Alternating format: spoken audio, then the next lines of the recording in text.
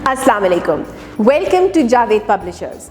इस वीडियो में हम Atlantic series kids English grade 4 plus का लेसन ई के बारे में बात करेंगे।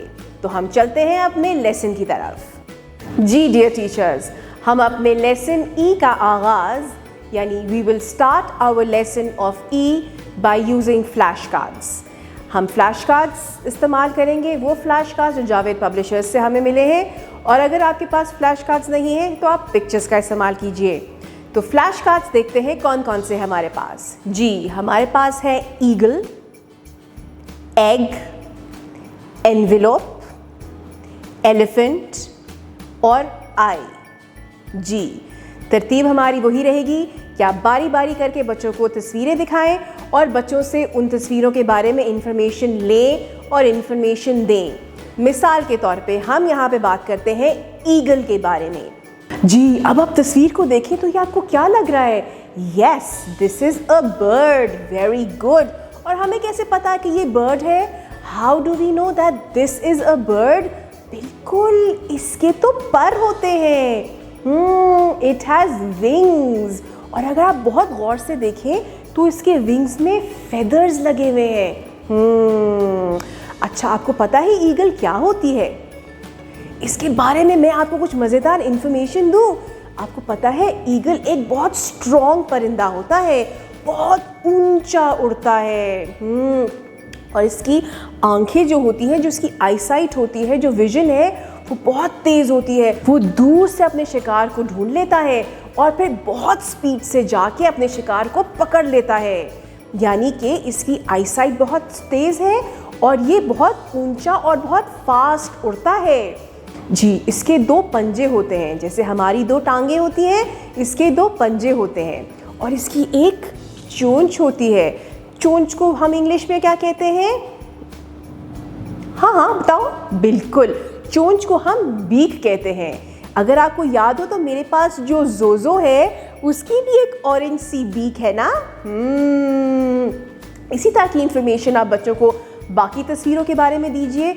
Slowly and gradually one by one करते हुए कुछ इन्फॉर्मेशन उनसे लीजिए, कुछ इन्फॉर्मेशन आप उनको दीजिए। जब आपने तस्वीरों के बारे में डिटेल में बात कर ली, उसके बाद आप इन्हीं तस्वीरों की मदद से साउंड की तरफ आइए। यानी कि हम बात कर रहे हैं ई अल्फ़ाबेट की। So the sound of E is A. जी, अच्छा जी, अब अगेन ज़हन में रखिएगा, ये एक छोटी साउंड है, शॉर्ट साउंड। तो द साउंड इज ए। अब ए को निकालने के लिए अगर हम मुंह के ऊपर फोकस करें तो हमारा मुंह हल्का सा खुलता है और हमारी जुबान की जो टिप है वो हमारे निचले वाले दांत की बैक साइड को टच करती है और आवाज़ बाहर निकलती है। ए एनवेलोप, ए एलिफेंट, ए एग। बिल्कुल सही। अब बच्चों के साथ आप इसी तरह प्रैक्टिस कीजिए जिस तरह मैंने आपके साथ किया है।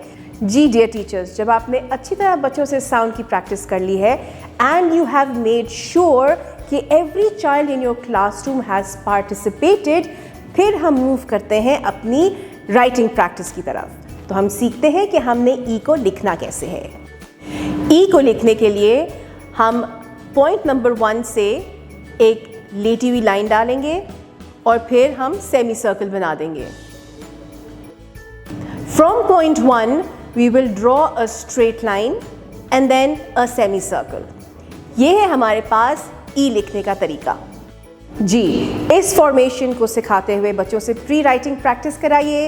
यानी बच्चा हवा में लिखेगा, अपनी कलाई पे लिखेगा, अपने पार्टनर की बैक पे लिखेगा, बोर्ड पे लिखेगा, मेज़ पे लिखेगा और सैंड ट्रे पे लिखेगा।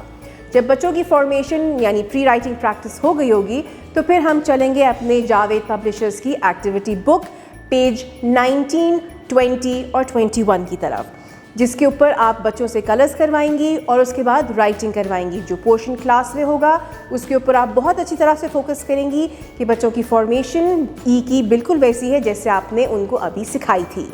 उसके बाद आप उनको होमवर्क के लिए जो पोर्शन रहता है वो आप बच्चों को दे दीजिएगा। जी dear teachers, we will end our lesson with assessment. Yes, we have 2 types of assessments, verbal and written assessment. तो तरीका हमारा वही होगा कि बच्चों को आप LED प्रोजेक्शन के ज़रिए वर्बल यानी ओरल असेसमेंट कराएंगी। वही तरीक़ेकार से आप बच्चों से ज़्यादा इन्फॉर्मेशन गैदर करेंगी, साउंड की बच्चों से बातचीत करेंगी, मैक्सिमम बच्चों से साउंड निकलवाएंगी और आप साथ साथ इन पिक्चर्स के बारे में बच्चों से इन्फॉर्मेशन भी गैदर करेंगी।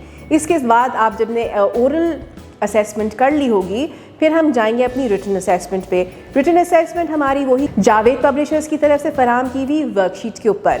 वहाँ पे आप जहन में रखिएगा कि बच्चों ने अगेन इंडिपेंडेंटली इन वर्कशीट के ऊपर काम करना है और आप सिर्फ वहाँ पे एज ए फैसिलिटेटर रहेंगी।